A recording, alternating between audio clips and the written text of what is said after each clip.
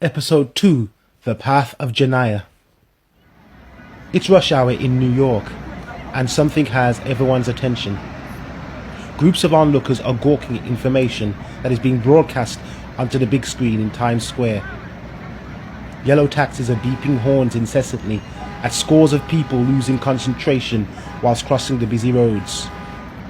It's amazing how the heads of people seem to bob up and down whilst bodies seem to move left and right, with the occasional person increasing their speed, dodging in between gaps. On foot and clearly in a frantic rush, in all the bustle, you can see a man who seemed to be running later than everybody else. At the traffic lights, he was squeezing his way through several shoulders. His shirt was a grey sort of white, haggard by his squeezing.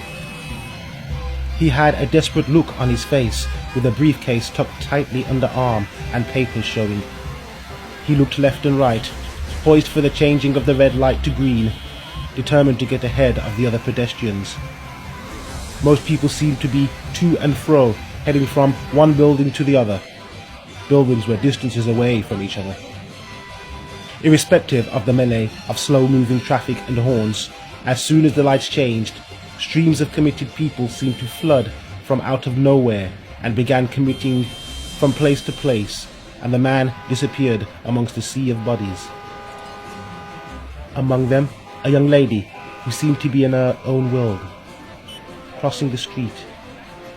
She seemed unfazed by the gawking of the commuters, with their eyes fixed on the big screen. Everybody seemed to be saying something on their cell phone devices or to the person next to them.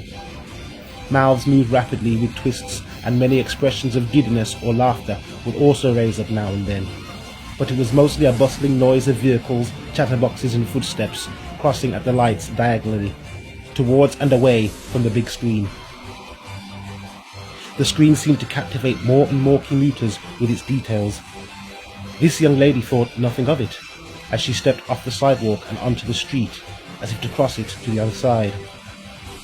She seemed a little dazed by the sprawling of people about her, and even in the middle of the road, her shyness seemed to make her shrink away from the movement of everything else. Though she continued with her head down and feet close together, taking small steps that seemed to be cut off by someone else's walking. "Excuse me, sorry," she would say every other second. "Oh, pardon me."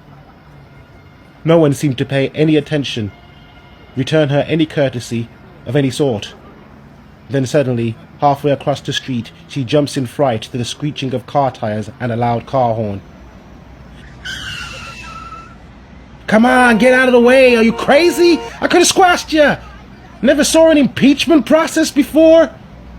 bellowed a taxi driver with his head hanging out of the window, wiping sweat off his day from his forehead with a grey-looking handkerchief, whilst also shaking his fist. The young lady, scared by the sudden impact of the mixture of sounds from the tires and the taxi driver's voice, apologized several times in a high-pitched tone that seemed to lift no further than her outstretched hand. "Sorry, I'm really sorry," she exclaimed, before carrying her face behind her hands and scurrying more quickly towards the opposite sidewalk.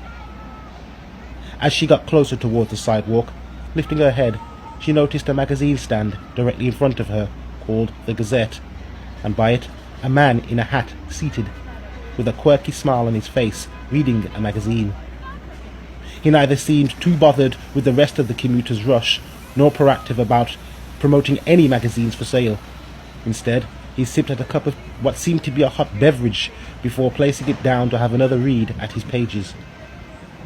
Maybe it was his smile which seemed personal to himself, or his seated position that gave her a sense of security, and it made her feel safer to head that direction after her traffic scare incident just now.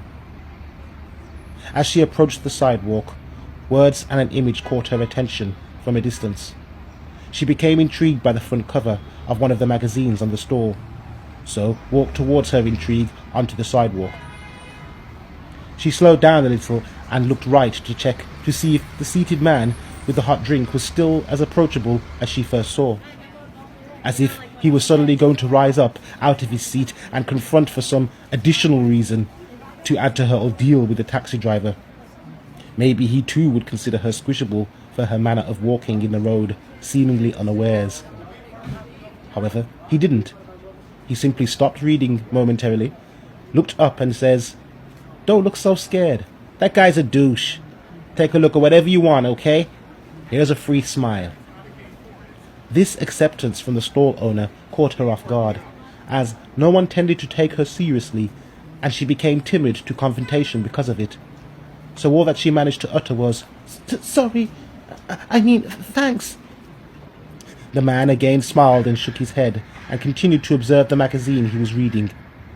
Still timid in her surroundings, she turned again at the magazine image that caught her eye from a distance whilst crossing the street, and noticed the words, "There is life elsewhere." Next to the words, there was a picture of what looked like outer space with some obscure colours that looked like the headlights of cars and traffic lights at night. She wondered what this could mean and began to remember how she had seen such an arrangement of lights a while back in the night sky from the window of her back garden. This was during a thunderstorm, which was bizarre, seeing as it was unusual for storms to occur in New York that time of year. She read the front cover some, and the world seemed to phase into a blur around her, and she leaned forward to focus in on the smaller writing on the lower part of it and began to read in her head. Scientists at NASA announced that one of their probes that had been missing for 6 months on exploration in the upper atmosphere of Earth has reappeared with strange markings on the side of the probe which suggest it had been... "Interesting, ain't it?" interrupts the seated man with a soft and pretty tone.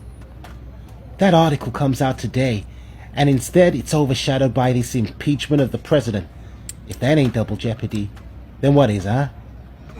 She stops reading instantly and pops back, standing up straight, beginning to utter out another apology. Sorry, I was just..." But before she could finish, the man reassures her, saying, "All news is old news." He asks her for her name, of which she answers, "I'm Janaya." He then goes on to greet Janaya, tipping the edge of his hat with 2 fingers, and reintroduces himself as Michael. "Nice to meet you, Michael," says Janaya, making no further eye contact with him nor the magazine, and before teetering away into the crowd, even more timidly and hurriedly than before. She thanks Michael for letting her read the magazine. "You're most welcome," he says, with double-raised eyebrows, as if to encourage her for a future time. Janaya picked up on his friendly suggestion and felt spooked, although didn't hang around to further engage. Instead, she made her way to the coffee shop where she was originally going to get her employer her favourite latte. She was already 15 minutes late.